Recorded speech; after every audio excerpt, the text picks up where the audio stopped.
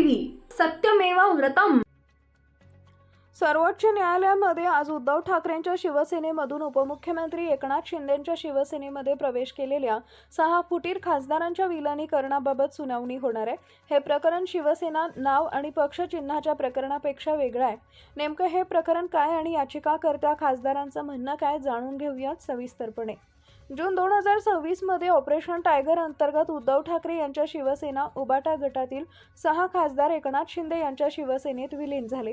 यामध्ये संजय देशमुख यवतमाळ, संजय जाधव परभणी, संजय दिना पाटील मुंबई ईशान्य, नागेश पाटील अष्टीकर हिंगोली, ओमप्रकाश राजे निंबाळकर धाराशिव आणि भाऊसाहेब वाकचौरे शिर्डी या 6 खासदारांचा समावेश आहे। 18 जुलै 2026 रोजी लोकसभा अध्यक्ष ओम बिर्ला यांनी विलिनीकरणाला मान्यता दिली। त्यामुळे शिंदे गटाची लोकसभेतील संख्या 6 वरून 13 झाली, तर उबाटा गटाची 9 वरून 3 वर आली।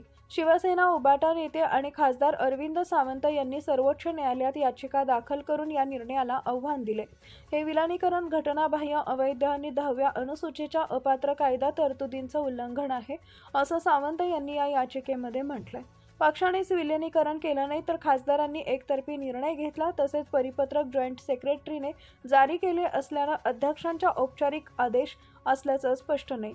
या प्रकरणावर 22 जुलै 2026 रोजी जस्टिस पी.एस. नरसिम्हा आणि जस्टिस आलोक आराधे यांच्या खंडपीठानं नोटीस जारी केली आहे, पण तात्पुरती स्थगिती नाकारली। सुनावणी 2 आठवड्यानंतर आज सुनावणी होत आहे। आजच्या सुनावणीत लोकसभा अध्यक्षांचे उत्तर, 6 खासदारांची बाजू आणि उबाटा गटाच्या स्थगितीची मागणी ऐकली जाणार आहे। ही सुनावणी 10व्या अनुसूचीतील विलिनीकरण तरतुदी आणि अध्यक्षांच्या अधिकाराबाबत महत्त्वाचे घटनात्मक प्रश्न उपस्थित करत असल्यानं या प्रकरणाच्या सुनावणीकडे सर्वांचेच लक्ष असणार आहे।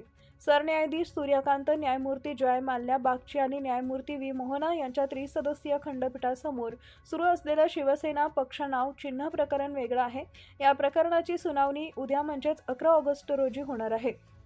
उद्धव ठाकरे गटानं निवडणूक आयोगाच्या फेब्रुवारी 2023च्या निर्णयाला आव्हान दिलंय। आयोगानं एकनाथ शिंदे गटाला शिवसेना नाव आणि धनुष्यबाण चिन्ह दिलं होतं। उबाटा गटाला शिवसेना उद्धव बाळासाहेब ठाकरे आणि मशाल चिन्ह मिळालं।